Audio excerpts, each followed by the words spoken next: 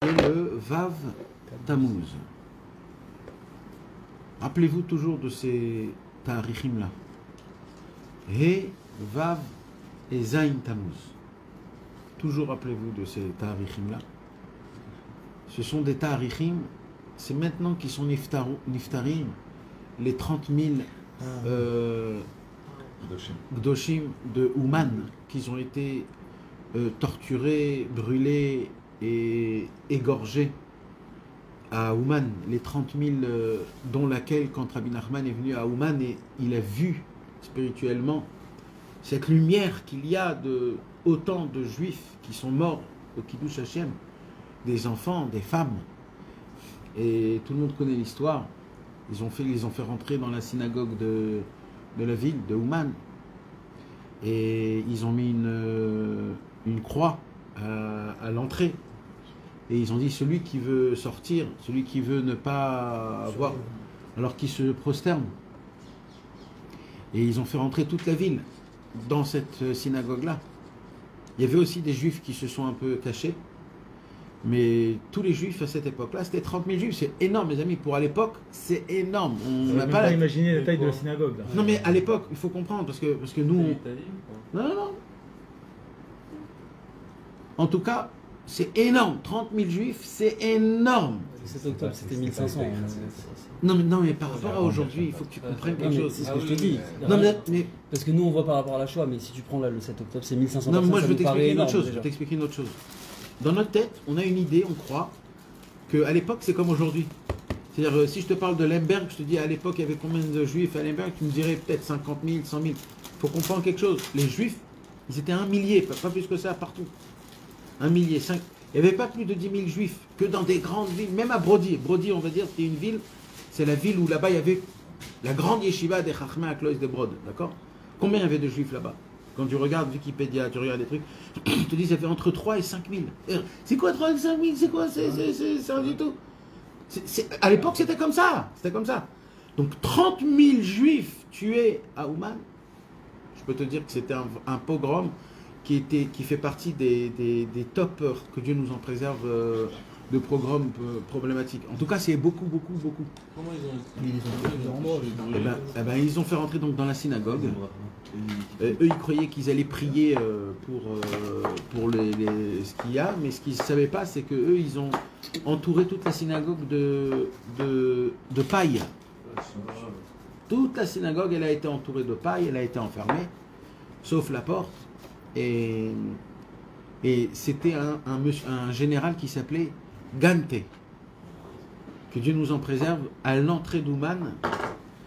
À l'entrée de Ouman, ça veut dire de la rue de Ouman, c'est-à-dire là où il y a les taxis, à Rosh Hashanah, dehors. Et bien malheureusement, il y a une statue énorme de ce Shem Rechaim Mirkav, là, ce Rachagamon Gante. Pour eux, c'est un... on ne va pas rentrer dans la politique, en tout cas, pour eux, c'est un homme très important. Ce Gante là, donc il dit Rabbeinu, quand ils ont demandé ça, personne n'a bougé, même pas les enfants, même pas les femmes, personne ne voulait sortir de la... Ils ont allumé la paille et ils sont morts dedans de... Ils n'ont pas brûlé, ils sont morts qu'ils n'avaient pas de quoi respirer.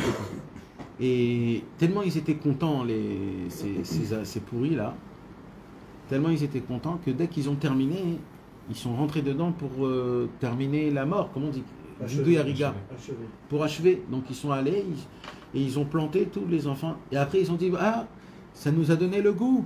Là on va chercher du juif, on va casser du juif. Et ils sont partis dans Ouman, et aussi à côté d'Ouman, dans tout Tcherkas. Et ils ont tué tous les juifs qui voyaient, comme ça, sans raison, des enfants, des femmes. Et il y avait un grand tzaddik, un élève du Baal Shem Tov, qui s'appelait Rabbi David Alperin. Que lui, il habitait aussi à Ouman et il s'est caché. Quand il a vu ça, il s'est caché dans une grotte. Il y a un rapport avec Cardona ou... Non. Il s'est caché dans une grotte avec ses élèves. Je crois 3, 4, 5 élèves, je ne me rappelle pas exactement. Et quand il est sorti 2 semaines après, quand il a entendu que qu'il y avait plus de, il y avait un sheket, il y avait un silence énorme. Donc il s'est dit apparemment on peut sortir. Quand il est sorti, il a vu la catastrophe que c'est. Et c'est lui avec ses élèves qui ont tout pris les 30 000 corps et qui les ont mis en bas de la vallée de là où Rabbeinu il est enterré. Là où aujourd'hui ils ont trouvé un petit mikvé. C'était là-bas où ils étaient empilés deux grandes piles de corps de 30 000 juifs. Et le sang, il y avait là-bas un petit lac, c'est le petit mikvé qui est là-bas en bas. Là, en bas. Alors à l'époque c'était un lac. Et bien tout ce lac c'était un lac de sang, rempli de sang. Et il a écrit une kina, il a écrit une lamentation que Aouman il la lise. Et nous aussi, ça serait bien de la lire au moins pendant le Yortzeit, juste pour se rappeler un peu. Je vous l'enverrai dans la Kuvitsa, la kina. Vous savez, c'est une petite lamentation, de la lire. À Chatzot, par exemple, ça serait bien celui qui peut se lever Chatzot. Et je pense à eux quand on fait le truc des tzadikim. Et si on peut allumer aussi une bougie pour eux. Il faut comprendre que Rabbeinu, tout ce qu'il a choisi d'être enterré à Ouman, c'est que pour eux, ça veut dire c'est l'ostam, c'est qu'il y a un inyan qui est énorme de ces personnes-là qui ont fait un Kiddush Hashem, qui sont morts en Kiddush Hashem. Donc toujours il faut se rappeler, ça s'est passé pendant 3 jours, et Vav et Zain Tammuz, tout le temps. Ce sont ces trois jours de Kina. Tov. Donc ça c'était pour le inyan de... Est-ce que ça a un rapport avec les élèves de Rabbeinu Akiva? Je sais pas te dire. En tout cas, je sais pas te dire. En tout cas, que Dieu nous en préserve. Il y avait plein de pogroms à cette époque. Et des numéros, tu peux en trouver tellement. Que Dieu nous envoie 3000, 4000, 5000 ici. Hachem est rare. Et pour que Rabbeinu il décide d'aller être enterré à cet endroit-là, il y a un inyan. Rabbeinu, il était en voyage. Et il a vu de très très loin dans son voyage, il a vu une colonne de feu. Il a dit on va faire un détour. Il a fait le détour, il est passé devant le Bet Akbarot, il a dit waouh, ça c'est un endroit où je voudrais bien être enterré. Ça c'était des années avant Bichlal, tout. Des années. Ça c'est la première raison. Et ça, Rabbi Nathan, il était présent quand Rabbeinu il a dit ça. C'est pour ça qu'après Rabbi Nathan il s'est battu avec tout le monde. Donc ils sont enterrés à Ouman, parce que Rabbeinu il y avait des élèves de Rabbeinu qui voulaient que Rabbeinu ils soient enterrés à Teplik. Il y en a qui voulaient enterrer à Tcherin. Il y en a qui voulaient qu'ils soient enterrés à Lemberg. C'est-à-dire chaque élève il disait là, pourquoi pas chez nous? Et Rabbi Nathan, comme il avait entendu cette phrase, il savait que le Inyan, c'était qu'il voulait qu'il soit enterré d'Afka à côté des 30 000, comment on appelle ça, martyrs, des 30 000 martyrs. De ces 30 000 là. Et Ouman, Vadaï aussi, Ouman, il y a une raison pour laquelle Rabbeinu il a voulu être enterré à Ouman, c'est parce que c'est le Katsé Akdusha. C'est la limite là où l'Akdusha elle s'arrête. C'est-à-dire dans le monde en entier, quand tu prends tout le globe, la Taporès Soto, tu le mets en face de toi, l'Akdusha et la Touma, elle est là où elle est. C'est où qu'elle s'arrête l'Akdusha. Ça veut dire il y a un moment où ça s'arrête l'Akdusha. L'Akdusha elle n'est pas partout. Le moment où elle s'arrête, à Ouman. À Ouman, l'Akdusha elle s'arrête. C'est-à-dire là-bas, il n'y a rien. Lié à cause de ce qui s'est passé. Non, aucun rapport. Ouman, l'endroit. Un jour, Rabbeinu, il était allé. Un jour, Rabbeinu, il était avec sa maman. Il était en voyage. Et il devait s'arrêter la nuit. Ils se sont arrêtés à côté d'Ouman. Et ils ont dormi dans une auberge. Et quand ils sont rentrés, Rabbeinu et sa femme et sa mère ne savaient pas qu'en fait l'auberge c'était une maison clos. Une sorte de maison avec des femmes prostituées. Maintenant, ils ne savaient pas, c'est pas comme aujourd'hui. Ils ne savaient pas, c'était quelque chose de... Ils ne savaient pas. Et ils ont dormi là-bas. Et le lendemain, la maman de Rabbeinu a dit « Waouh, j'ai fait des beaux rêves, j'ai rêvé de mon grand-père, de mes parents, des tzadikim. » Rabbeinu, il a dit « Comment tu as dormi ?» Grand-père qui est le Baal Shem Tov. Mais je crois qu'il parlait là-bas peut-être de Rabbi Nachman, je ne sais pas. En tout cas, il lui dit des paroles comme ça. Et Rabbeinu, il a dit « Comment tu as dormi, comment j'ai dormi ?» Moi, toute la nuit, je me suis battu avec des clipotes. Et Kaniré, que le lit, là où Rabbeinu il a dormi, c'était un lit qui n'était pas. Et le lit d'Afka de sa maman, Kaniré, c'était un nouveau lit, c'est pour ça. Et Rabbeinu, il a dit, c'est pas pour rien qu'on est venu ici. Et Ouman, à l'époque, c'était comme... C'était là-bas où on voulait faire des fautes, c'était là-bas qu'on allait. Ouman, c'était un endroit, pas que dans la chair, les problèmes de la chair, mais aussi les masculines. Comment on dit les masculines? Même la. Ça veut dire, c'était pas que les. Les sionistes. Les émancipés. Les émancipés. Les éclairés. Les éclairés, les émancipés. Et les. Ouais, l'homme chané, tout ce que vous disiez. Ça veut dire c'était et aussi l'état à vote, et aussi les chormot ritzoniot. Après le communisme et tout, ça c'est parti.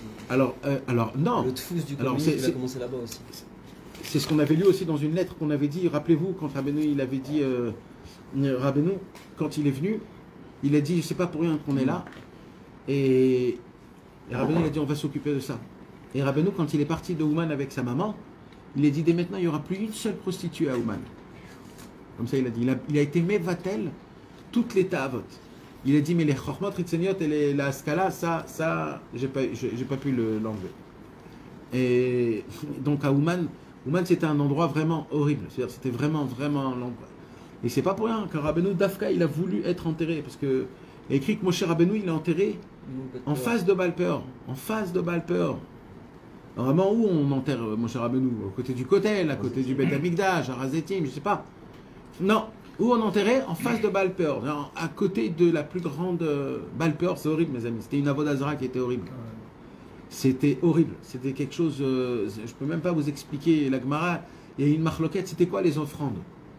Les offrandes, est-ce que c'était du vomi? Ou alors est-ce que c'était du manger qui était mâché?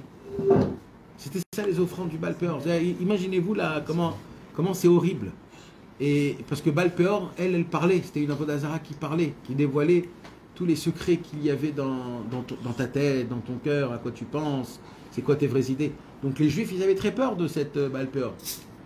Parce qu'elle parlait, Poer et Pia, c'était une statue qui parlait. c'était une statue qui, à l'époque, la magie elle était présente, surtout en Égypte. Hein? Elle parlait vraiment. Ben badaï. Elle parlait vraiment, mais c'était tout des schémas de code, c'était des schémas de Touma. Avec des schémas de Touma, on peut tout faire. Aujourd'hui, on n'a pas ça, mais ça veut dire c'était quelque chose qui existait. Il y a, mais on n'utilise plus quoi. Et Moshe Rabbeinu, ni plus ni moins, il a demandé d'être enterré en face de Baal Peor. Pourquoi? Parce qu'il se bat contre elle. Il se bat contre elle. Et si Rabbeinu il est allé être enterré à Ouman, c'est parce qu'il y a un combat que Rabbeinu il fait.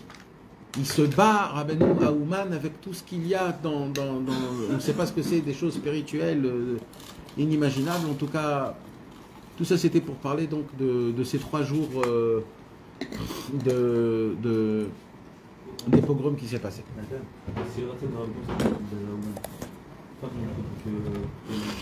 Pourquoi on prie pour qu'ils viennent en Eretz Israël?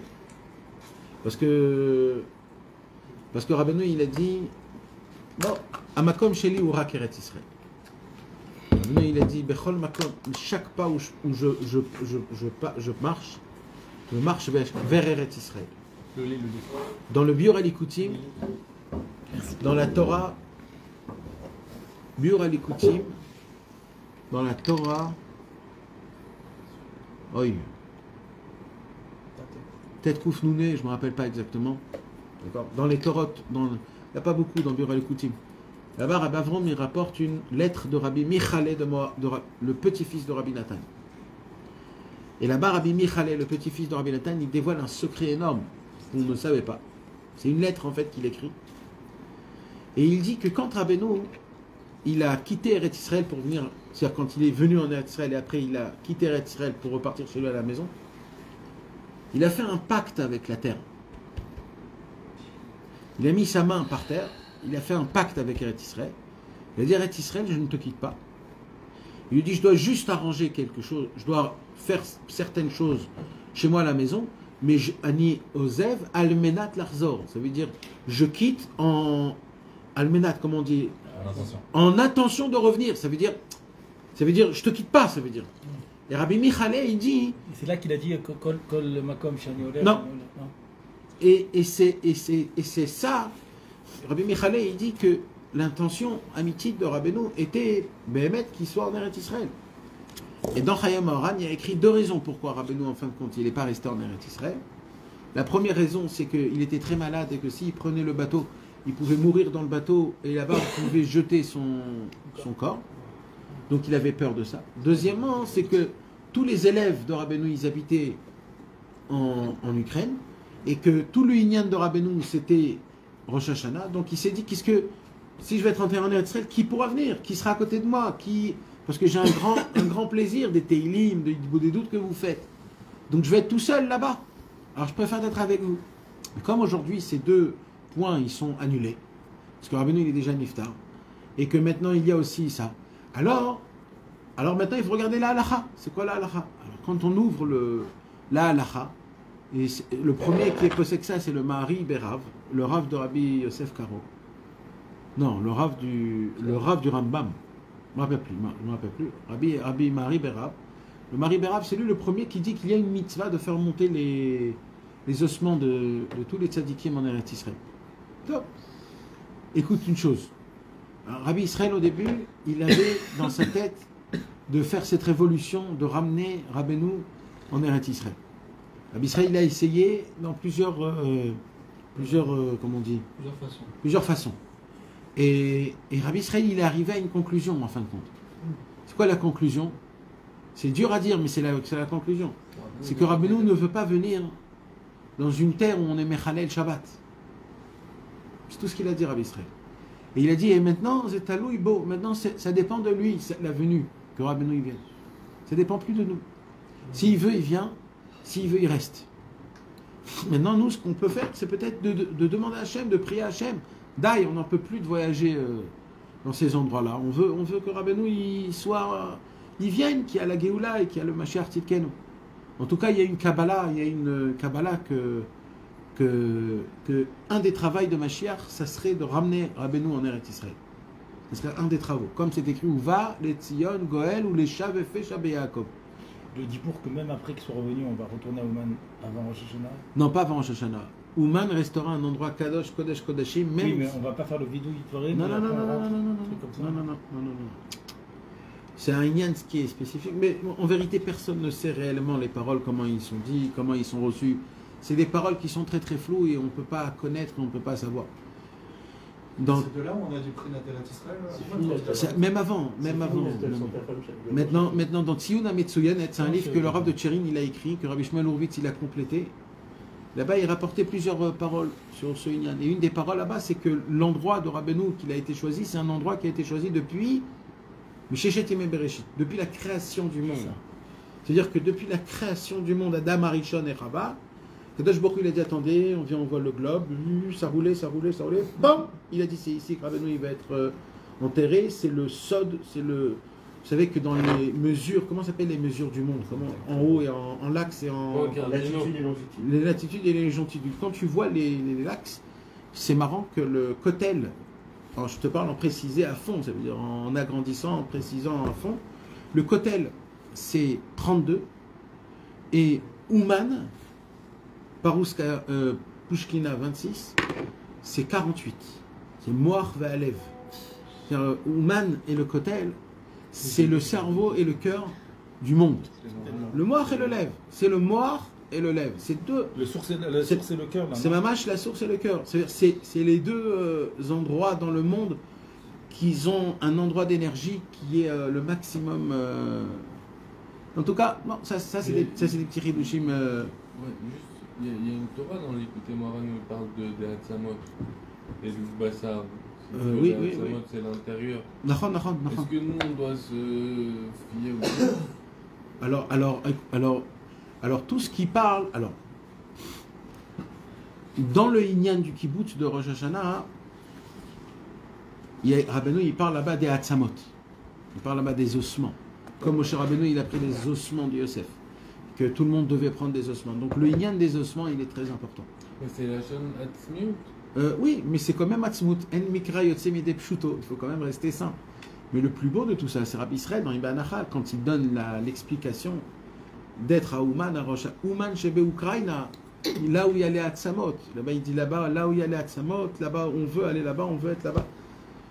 Oh non, méchané, ça c'est un autre sujet, on ne va pas rentrer dans ce sujet-là. En tout cas, il y a ce Inyan-là qui est très important. C'est quand même que le tzaddik, il est chaud, ça va après du boulot. Ah, Vadaï aussi, ça aussi. Israël, il est dans partout. Ça veut dire que ça peut, il peut choisir. Pas il a grandi. Là, ça devient Israël. C'est lui qui fait ce qu'il veut. Il a cette force, parce que la racine de la Gdusha de Eretz Israël, c'est le tzaddik lui-même. Donc c'est lui qui a la possibilité de... C'est pour ça que le Baal Shem Tov, c'est Prinat Eretz Israël. C'est pour ça que les Kibbutz Tzadikim, c'est Prinat Eretz Israël.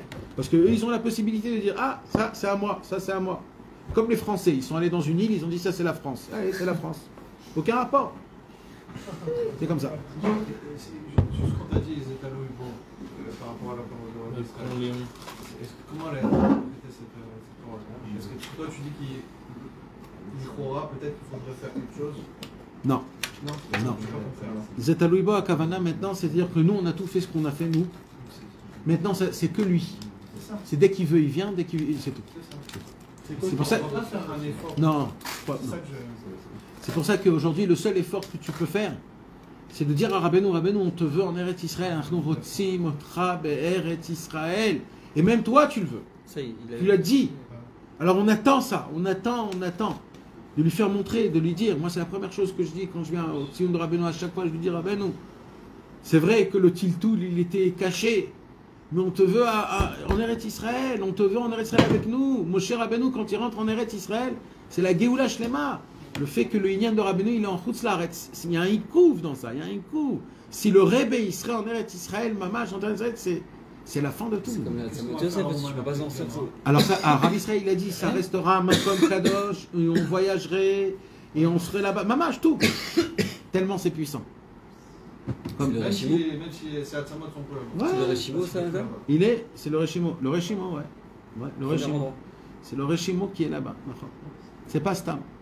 En tout cas, et pas que lui, le Baal Shem Tov aussi. On veut que le Baal Shem Tov il soit, on veut que Rabbi Nathan, on veut que... Hein? C'est quoi les cibles? Oh, aujourd'hui, c'est au-dessus de notre... complètement aujourd'hui. C'est encore à l'époque, il y avait un rêve. Mais l'homme est chané. En tout cas, moi je peux vous dire quelque chose. Moi j'étais présent que les personnes qui ont mis des bâtons à l'époque. Parce que Rabbi Israël, il voulait vraiment ramener le Kever Mamash. Il est allé avec Shimon Peres, il a envoyé une lettre avec Yitzhak Rabin. Il a fait tout un Inyan. Et il y a eu, et tout était tout était déjà préparé, tout était déjà fait. Et il y a eu 4 personnes qui ont freiné ça. 4 personnes. Les 3, ils sont morts dans l'année, et un, il est rentré en prison pendant des années. Mamash. Là, dans l'année? Ceux qui ont... Pas cette année, mais ça veut dire... Ouais. C'était en 92-13. 92-13. Nunbet Nun Gimel. Et ils sont niftar. C'était des juifs, les Métar, c'était des juifs. Il a été master, ça, Rabbi Israël aussi. Quand ils lui ont dit c'est à cause d'eux, il a dit ah, c'est les Ukrainiens. En tout cas, Rabbi Israël, il avait toute une autre vision du monde. Toute une bémette. Ça veut dire, si les Chaverim autour, ils essayaient avec des mismachim, Rabbi Israël, il avait tout un autre inyan, les gamrés. Mais quand on dit Rabbi Menachal, c'est marrant aussi de voir comment il se retire du truc. C'est-à-dire, tu vois que dès que ça devient un inyan, que vous croyez qu'on c'est fait plus une moi, négociation, c'est plus moi, c'est terminé. C'est pas moi, c'est Rabbeinu qui fera ça. Et dès que Rabbi Israël, il a vu aussi qu'il se met autour des Askanim, c'est-à-dire des... Tout de suite, il a laissé tomber. Tout de suite. La première année où Ouman s'est ouvert, il y avait le Rav Dorfman qui est rentré dans la maison où Rabbi Israël il était. Moi j'étais là, j'étais présent. Je ne me rappelle pas de l'histoire, mais je me rappelle, quand on me l'a raconté, je me suis rappelé. C'était un homme qui était très vieux. Et ils ont demandé à Rabbi Israël d'être le roche du Vad Haolami, parce que c'était le Rabbi Israël, c'était le plus zaken, le plus ancien. Donc ils ont dit, c'est du mikavod de donner à Rabbi Israël. Donc ils sont rentrés chez Rabbi Israël, ils ont dit, Rabbi Israël, on veut que tu sois le roche du Vad Haolami du team de Rabbeinu. Et quand le Rav Dorfman il a posé cette question, il y avait autour de lui une quinzaine de personnes. Alors il a fait comme ça. 1, 2, 3, 4, 5, 6, 7. Il a dit, il y a trop de gens, il y a trop de Askanim. Il a dit, je suis vieux, moi je ne peux rien faire. Dès qu'il y avait du Réar, du Olam Hazé, tout de suite, c'est pas pour moi. C'est pas pour moi. Toute ma vie, j'ai crié, je me suis levé dans la forêt, toute ma vie pour me sauver de... C'est pas comme ça que ça va... Quelque chose que j'ai pas compris. Tu as dit tout à l'heure qu'il ne voulait pas à cause de Chris Mechalel en Israël. Ah, Rabbi Israël, il a dit... C'est le diavad, tu dis. Rabbi Israël, il voulait. Le Khatrila qui? Rabbi Israël. Rabbi Israël, le Khatrila, non, il parle de Rabbeinu. Il parlait du Rabbeinu. Que Rabbeinu, il ne veut pas venir en Eretz Israël dans une terre où il y a des chilonim qui sont Mechalel et Shabbatot et qui sont des... Je crois qu'il mentionne encore. C'est pour cela, il dit Rabbi Israël, que Rabbeinu ne veut pas venir. Ça veut dire nous on peut tout faire. Mais Rabbeinu il ne veut pas. C'est pour ça qu'après il a dit... C'est pour ça qu'on a arrêté. Il n'y avait pas avant, à l'époque où Rabbeinu il était en Israël, il n'y avait pas les chilonim encore. Apparemment, il parlait Rabbi Israël. Là c'est moi qui rajoute. Je rajoute pas, j'invente pas. Mais apparemment, autour de ce qu'on voit, il parlait beaucoup de la Médina, en fait, du pays de la du sioniste Triloni. Tu comprends? Il parlait que il avait très peur, Rabbeinu, que d'un coup la Knesset elle met ses mains sur le Inyan de Rabbeinu, sur le Tzion de Rabbeinu. Tu imagines quelle catastrophe que ça serait? Donc Rabbeinu il dit un bien pour un mal, on est en Ukraine, c'est déjà là-bas, alors on va laisser ça là-bas. Mais il faut qu'il y ait un changement. Il faut qu'il y ait un changement. Parce que peut-être les tzadikim ne veulent pas, il y a les Arabes qui sont là-bas. Ouais. Malheureusement, ça fait partie de la galoute. Mais il y a des initiatives en ce moment. De quoi? J'entends qu'il y a des gens qui veulent... Le seul homme qui a travaillé pour ça vraiment énormément, c'était Sharon Tetsour qui est niftar il y a à peu près un mois. Et maintenant que lui il est niftar, je ne sais pas si il y aura encore quelqu'un qui fera quelque chose dessus. Kanere que ça sera le Mashiach Tzidken ou Bezrat Hashem. En tout cas, c'est un ossé, mes amis, c'est un sujet qui n'est pas clair, sachez-le. C'est pas clair. Il y a des Chassidé Breslev qui sont pour, il y a des Chassidé Breslev qui sont contre, il y a des Chassidé Breslev qui ne veulent pas donner de DA et qui disent si vous faites, alors on est tous contents. C'est un sujet qui est très, très compliqué. On doit avoir une DA là-dessus. On n'est pas obligé, de rien. On n'est pas obligé de rien. On n'est pas obligé de rien. C'est pas le Suisse, quoi. C'est lui. Non, parce que si aujourd'hui il y a des choses qu'on voit et après peut-être qu'il faut intervenir, peut-être pas. La question c'est qu'est-ce que tu fais? Tu demandes ou tu demandes pas? Et sur ça il n'y a pas de problème. De dire à Rabbeinu, Vetechezena enenu beshuvcha letzion berachamim. Mamash, Vetechezena enenu. Rabbeinu il dit que le Bet Amikdash et le Tzadik Emet, c'est la même chose. Plus que ça. La Gemara elle dit que quand le Bet Amikdash il est nihrav, il a été détruit, on doit pleurer. Mais quand le Tzadik il est niftar, on doit pleurer 2 fois. C'est compté comme 2 fois il a été détruit. C'est-à-dire que la Istalkut des Tzadikim elle est encore plus grande que le Khurban Bet Amikdash. D'accord? Donc, Vetechezena enenu beshuvcha letzion berachamim, on dit ça sur le Bet Amikdash. Mais Bevadaï que la Kavana elle est sur Rabbi Shmuel Shapira dans son Sidour, il avait fait 2 traits sur les Vetechezena enenu beshuvcha letzion.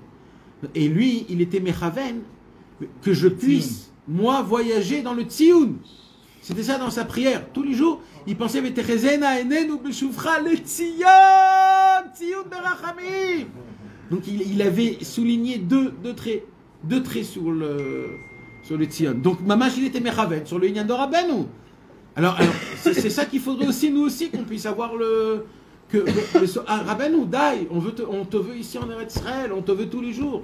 On veut voyager tous les jours chez toi, on veut être à côté de toi, on te veut toi. Alors Baruch Hashem, maintenant il ne faut pas aussi faire trop de rester des gens très matérialistes. Parce que même dans la Vodat Hashem, il y a ce matérialisme. C'est de toucher. Ah, j'ai pas touché la tombe. Je l'ai pas touché. Ah, l'Akba Omer, je me suis éclaté pour toucher. Oh, mais tu peux voir, tu peux de loin. C'est Besséder, quoi. Si tu as touché, c'est bon. Si tu n'as pas touché, c'est pas bon. Avec quelle main tu as touché? La droite ou la gauche? Parce qu'il faut la. Dai. Ah ben nous, j'ai dit, dis-moi, si j'ai touché un petit peu, c'est bon, le vide, il s'est ajusté. C'est pas ça, Rabbeinu. C'est pas ça, Rabbeinu. Alors, il ne faut pas matérialiser la Avodat Hashem. Donc il faut savoir aussi qu'au côté la Maravi, tous les Neshamot du Tzadikim, ils sont là-bas. Il faut savoir une chose, mes amis. Et ça c'est quelque chose qu'il faut nous, les gens qui habitons en Eretz Israël et Dafka Yerushalayim, c'est un devoir qu'on n'a pas le droit, que cette flamme, elle se rabaisse. C'est d'avoir un Essek avec le Kotel Amaravi. Le Kotel Amaravi, c'est tous les Neshamot. C'est pas Stam une phrase, hein, c'est pas une phrase Stam. Toutes les Neshamot des Tzadikim, ils sont là-bas. Toutes les Neshamot des Tzadikim, ils sont là-bas. Même Rabbeinu. Même Rabbeinu. Oui. Même, c'est vrai. Et c'est pour cela que beaucoup de Chassidei Breslev, ils faisaient Idbodedou dans le Kotel. Parce que là-bas, il y avait toutes les Neshamot des Tzadikim. Et c'est pour cela que il ne faut pas être mésalzel dans ça. Il ne faut pas prendre le Kotel comme si c'est... t'as pas où prier vite parce qu'il est 3h du matin, tu vas aller au Kotel. C'est pas un shtibler, le Kotel. Le Kotel, c'est quelque chose qui s'apprécie, qui se déguste. C'est comme un bon vin. C'est l'athlète, il y a des niveaux. Et si on parle du Kotel, on est obligé de parler de David Ameller et de Kivret Tzadikim aussi, mes amis. On ne peut pas passer une semaine à Jérusalem sans des Kivret Tzadikim. C'est pas normal. C'est pas normal. Celui qui veut rester habité à Jérusalem, Béhémet, il faut qu'il paye. Et comment on paye? Kivret Tzadikim de Yerushalayim. Shimon HaTzadik, Hanania Michel Vazaria, Shmuel HaNavi, Kever Rachel, David Ameller, il y a Harazetim, il y a Haramenuchot, il y a tellement de Tzadikim dans tous ces endroits-là. Mes amis, c'est un Gan Eden. Il y a écrit dans l'Ikuta Halachot. Quand Hachem ne reçoit pas ta tchouva, écoutez cette phrase, c'est une bombe atomique. Quand Hachem ne reçoit pas ta tchouva, le seul espoir, c'est les Kivret Tzadikim. Ça veut dire, vous comprenez? Ça veut dire, Hachem, il te dit non, l'homme est kabel tchouva. Vraiment? L'eau. Qui est minra pshuta les kabel shavim. Pas toi. Toi, t'as trop fait de problèmes. Il dit Rabbeinu, mais tu sais c'est quoi qui te reste à faire? C'est les Kivret Tzadikim. Tu vas être mitranen. Tu vas supplier les Tzadikim et c'est là-bas ta tikva. Alors nous, on veut des Tzadikim sans aller dans des Kivret Tzadikim. Si tu veux être un Tzadik, il faut être dans les Kivret Tzadikim. Et pourtant, on n'a pas le Mikoum de Moshe Rabbeinu. Nachon. Il nous a montré que c'est pas non plus... Nachon, parce que le Tzadik, Rabbeinu, il dit dans Torah, Samer Zayin est plein de toi. Le Tzadik, il est né Elam. Et Moshe Rabbeinu, comme le Tzadik le plus grand de tous, sa Alama, elle est plus grande. C'est l'histoire avec Rabbi Nathan et Rabbi Nachman de Tulchin, quand il y a écrit dans l'Ikutei Moran, Torah Samer Zayin, Chelek Bet, il y a écrit qu'il y a Tzadik ou Aper, Vayofi, Vachen, Shel Kol Haolam. Et là-bas, il y a écrit Aval ou Ne'elam. Il a écrit là-bas que le Tzadik, il est caché. Et un jour, quand Rabbi Nathan, il a enseigné cette Torah avec les Chaverim, et il y avait là-bas Rabbi Nachman de Tulchin. Rabbi Nachman de Tulchin, il a dit, il y a un moment où Rabbi Nathan, il s'est arrêté comme ça. Et il a dit, ah, lama. Comment on dit lama? Le voilement. Quelle pas disparition, c'est istalkout, disparition. Alama. Quel voile? C'est un voilement. Quel voilement, il a dit. Dissimulation. Quelle dissimulation, quel voilement, il a dit. Il a dit alama. Il a dit regardez Hachem. Hachem, c'est lui qui a tout créé et on ne le voit pas. Il y a une alama plus grande que ça. Tu touches Hachem et tu ne sais pas que c'est lui. Tout c'est Hachem, tout ce que tu respires. Les fourmis qui marchent 6 mois et qui ne s'arrêtent pas, c'est Hachem qui leur donne de l'énergie. Tout, toi, tous tes cheveux, tout, tes paupières, tes énergies dans ton... Tout c'est Hachem. Et il dit, et Rabbeinu, que Rabbeinu c'est la splendeur, la beauté et la grâce du monde. Normalement quelque chose qui est beau, tout de suite... je veux voir ça. Tout de suite, la beauté, elle t'attire, automatiquement, c'est obligatoire. Même de loin, tu vois une glace de loin, tu ressens dans ta bouche tout de suite la salive. Il dit Rabbi Nathan, et Rabbeinu Akadosh, c'est la beauté du monde, la gloire et la splendeur du monde. Et personne ne sait où elle est, comment elle est. Ça, c'est le plus grand. C'est le plus grand miracle du monde en vérité. Le plus grand miracle du monde, c'est qu'on puisse cacher une lumière aussi belle, aussi grande. En fait, c'est fou parce que c'est un truc à deux faces. D'un côté, c'est le sentiment de Ratzot que genre, mais c'est pas possible, t'es où? Tu dis, ça rend fou que ce soit aussi caché. Et d'un autre côté, c'est aussi la grandeur. C'est ce qu'il dit dans Melachana. Il te dit le roi, il est complètement caché, mais en même temps, c'est un chevar. Mais en même temps, ça crée un chisaron aussi. D'accord. C'est un paradoxe, on n'arrive pas à comprendre. En vérité, toujours ce qui te donne un avantage, il y a un côté qui te donne un minus. Toujours. Rabbeinu, il dit Bodedut imala elenok dola minakol. Et dans Sefer Amidot, il y a écrit celui qui ne sait pas bien faire Bodedut, il tombe dans le casse. Mais comment? Oui, parce que c'est double tranchant, c'est obligé que ça soit des deux côtés. En mala ça. Mais Kitsour, en tout cas, c'est ça le Inyan, c'est qu'il y a une possibilité qu'on est à côté de nos ponts. Mais mec, c'est la vérité, ça, mes amis. Non, mais ça veut dire qu'il faut arrêter de croire. Quand je dis que le monde nous arnaque, vous, dans vos têtes, vous expliquez cette phrase en disant oui, il m'arnaque. Comment il m'arnaque? Avec les films, avec les séries, avec mes fautes. Moi, je vous dis, mais non, abruti que vous êtes, mais non. Il nous arnaque avec notre avodat Hashem. Là où on croit qu'on est des biens, c'est là-bas qu'il nous arnaque. Parce que pour arnaquer quelqu'un, il faut le mettre bien à l'aise. Et il faut lui prouver que là, on t'arnaque pas. Et quand il est sûr qu'on l'arnaque pas, bam, c'est là-bas qu'on l'arnaque. Donc, vadaï que l'État avot et l'avodat Hashem, c'est pas une arnaque ça, on sait que c'est du vol si on tombe dedans. Donc en vérité, quand on dit que ce monde-là, c'est un monde qui nous arnaque, Rabbeinu, il te dit fais attention même aux bonnes choses, c'est-à-dire fais attention comment ça se fait, comment tu les fais. Top. Tout ça donc pour parler à ça. Maintenant qu'on a parlé un peu de tout ça et que c'est toujours bien de parler de tous ces petits points, de se réveiller dans ces points-là, parce qu'en vérité, on n'a rien dans ce monde, mes amis. Ben, mec, à part les kivrei tzadikim, le mikvé, voilà, moi je vous dis tout de suite, à part le mikvé, les kivrei tzadikim et les sifrei rabbeinu, il n'y a rien de sympathique. Et la forêt, il n'y a rien de sympathique. Et la piscine. Pas la piscine. Il n'y a rien de sympathique. Les mayanot, ça oui, les mayanot, les sources. Il n'y a rien d'autre. Il n'y a rien d'autre à faire dans cette vie. Il y a tellement à goûter, tellement à apprécier, il y a tellement... C'est dommage qu'on met de côté notre... Et les gens ils disent c'est dur. Vadaï c'est dur. Quand tu prends pas tes armes, quand tu vas pas faire ce qu'il faut faire. Vadaï. Tov. Nous on va étudier la lettre 56. Dans la lettre 56 on va... Alors ça se peut qu'on va étudier aussi la 57. C'est deux petites lettres qui sont petites. Attends, la 56. Ah, on l'a déjà fait. Donc on est dans la 57. Donc la 57 et la 58, c'est ce pourrait qu'on va la faire. Maintenant, mes amis, il y a 2-3 petits points très importants de parler dans ces petites lettres. Et un des points, je voudrais d'abord en parler, mes amis. Je suis obligé de parler d'abord de la tzedaka qu'un homme, il doit donner. Vous me permettez de vous rentrer dedans un petit peu?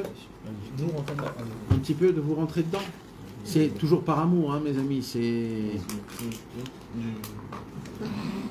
Vous savez, il y avait un grand homme. Ce grand homme, il s'appelait Rabbi Aaron.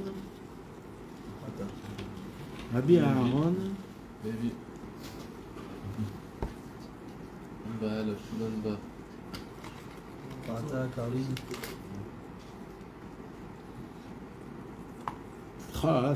Je l'ai ici,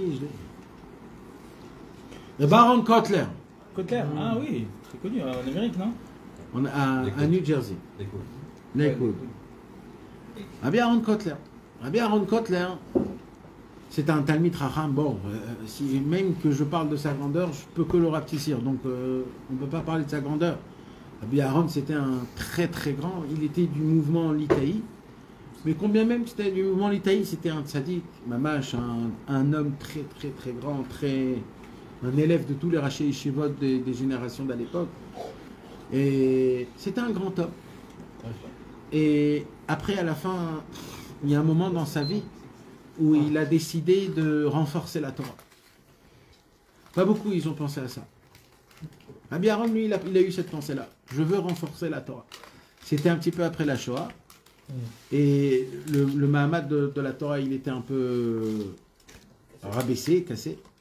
Alors il s'est dit, je vais ouvrir une grande yeshiva à Lakewood, à New Jersey.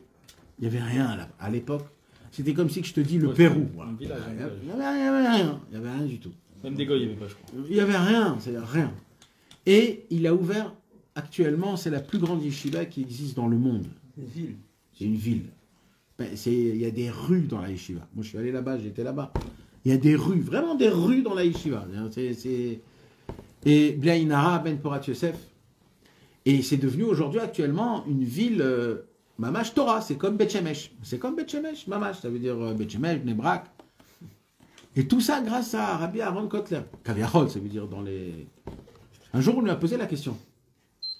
On lui a dit, Rabbi Aaron, Erzachita, c'est quoi, comment Bichlal t'as eu l'idée, comment t'as fait, comment il y avait tellement de... C'est dur en Amérique à cette époque-là, comment il y a eu autant? Alors Rabbi Aaron, il a dit, ben même moi je ne savais pas, et au début, quand il y avait des choses, des difficultés, je me suis dit, comment je pourrais briser tout, comment je pourrais faire mon rêve? Et Rabbi Aaron Kotler, il a dit, j'ai eu une idée. C'est quoi? On va devenir la ville qui donne le plus de tzedaka dans toute l'Amérique. Alors il a mis au début il y avait une synagogue, il y avait à peine 15 personnes. Et il a dit, nous, dans cette ville, le dégel, c'est-à-dire le drapeau de cette ville, ce sera le drapeau de la tzedaka. Tout celui qui voudrait de la tzedaka, non pas qu'on va donner avec une main large, mais avec le sourire, et en donnant toujours un truc à boire, un truc à manger.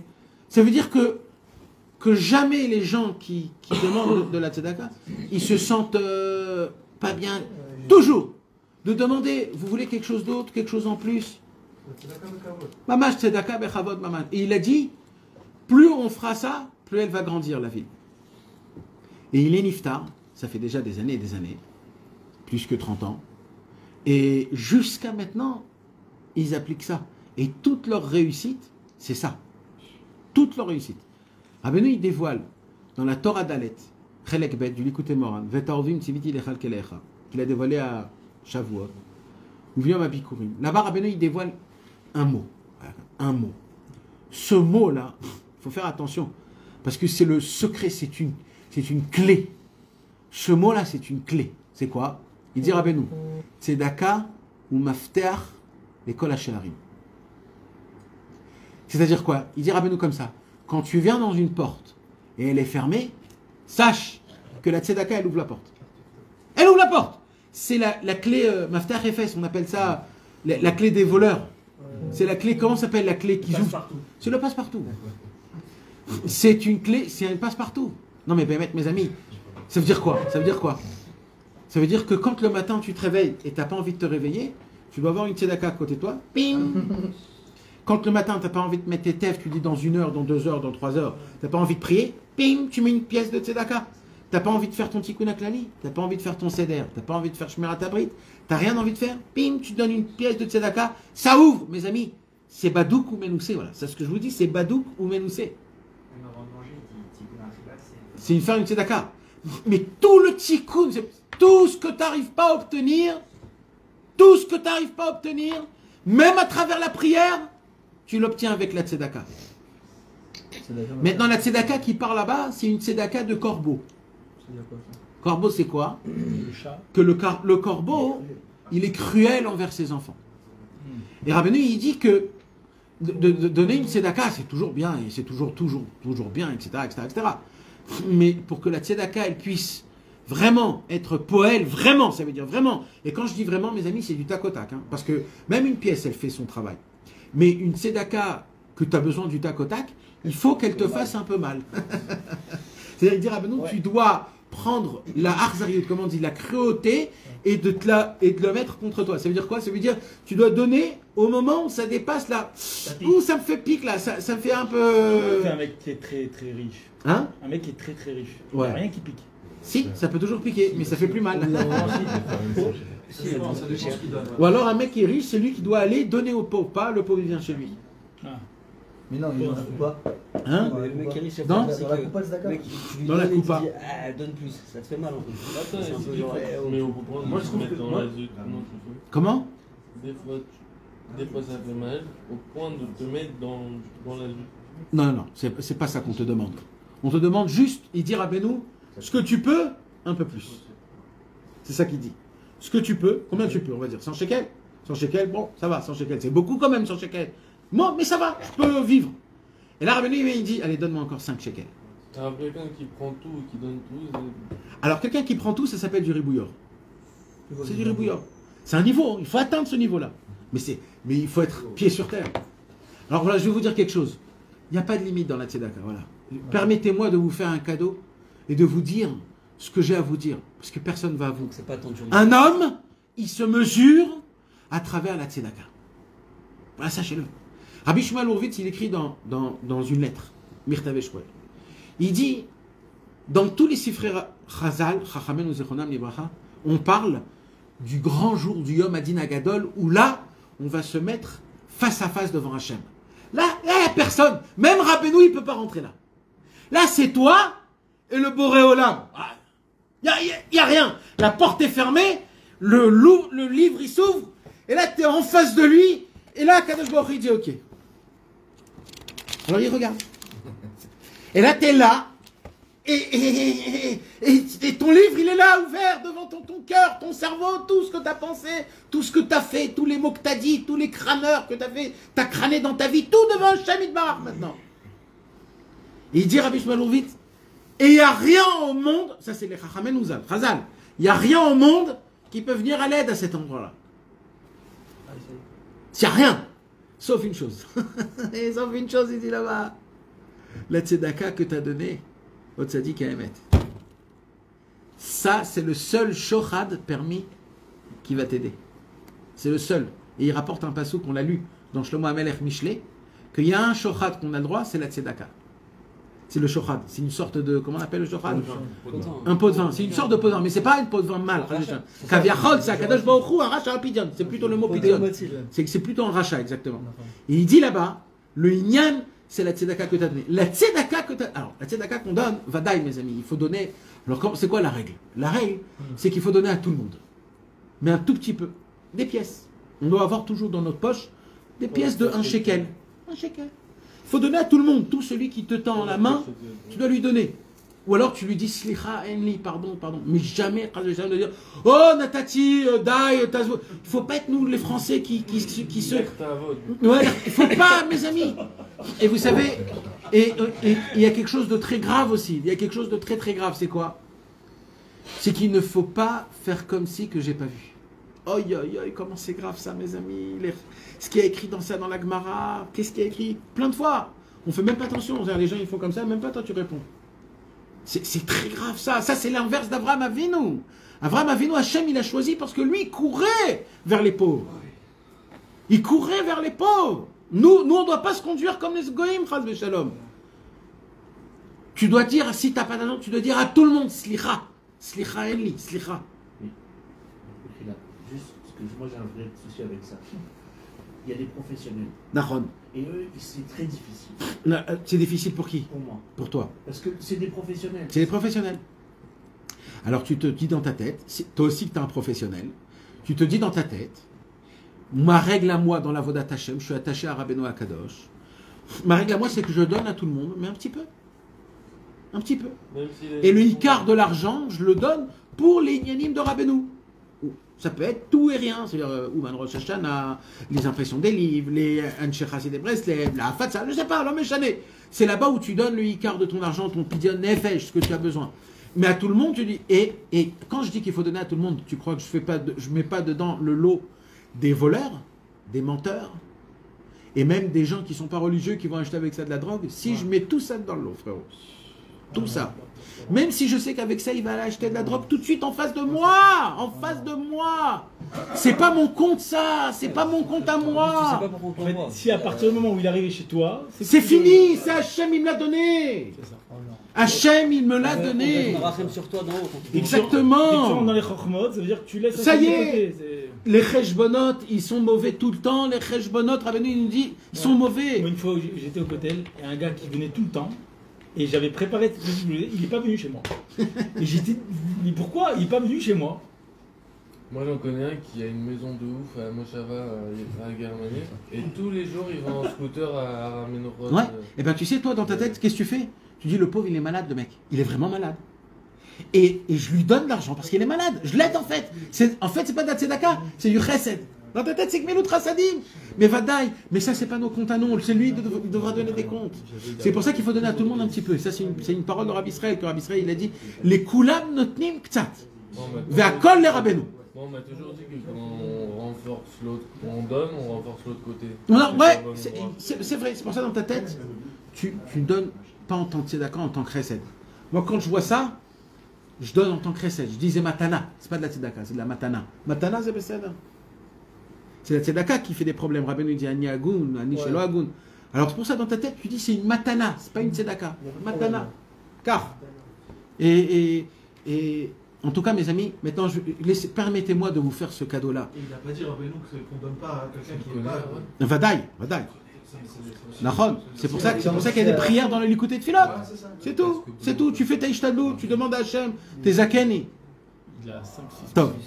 C'est pas ton comme ça de tout donner aussi, Nathan. Hein, c'est pas vraiment alors permets-moi de te faire un cadeau. Je te connais pas. Tu me permets? Vas-y, avec plaisir. Non, mais parce que je vois que personne n'en parle de ça. Et ça, c'est le Emet de Rabbeinu. D'accord? Tu veux que je te dise la On va vérité? te dire la Gvura, c'est que tu arrives à contenir et machin. Alors écoute-moi bien la vérité. Écoute-moi bien.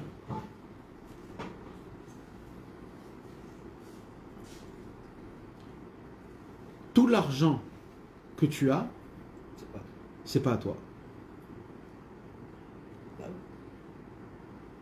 Alors c'est à qui? C'est au rébé. C'est aux pauvres. Mais comme Hachem, il veut que tu sers à quelque chose dans ta vie, alors il te dit, c'est à toi que je vais mettre l'argent. Et si tu as du date, tu sauras que ça appartient aux autres. Et toi, alors comment tu vas vivre? À toi, puisque toi tu donnes aux autres. C'est moi, Hachem Yitbarach, qui te donnera la vie. Mes amis, je vais vous dire quelque chose, la vérité. Il faut tout donner. Ça, c'est le Emet. Hein. Voilà, je vous dis le Emet. Les autres, c'est tes enfants aussi ou pas? Attends, viens, on parle déjà. Il faut tout donner. Tout donner au tzaddik. Ve Yosef ou Amashbir, tout doit arriver au tzaddik. Tout. Ça, c'est le Emet. Maintenant, nous, on n'a pas ce niveau-là. Mais d'abord, le Emet. Mes amis, d'abord, il faut connaître le Emet. Il faut savoir qu'est-ce qu'il faut demander dans les prières. C'est quoi le Emet? Le Emet, c'est que tout, ça devient au tzaddik. Ça, c'est quelle Torah? La Pédalet. Non. Yosef ou Amashbir. Oui, mais dans quelle Torah sa mère? Rabbeinu, il dit, le tzaddik, il a besoin... Kolon de Alma. Kolon de Alma. Toutes sortes de richesses, le tzaddik, il a besoin.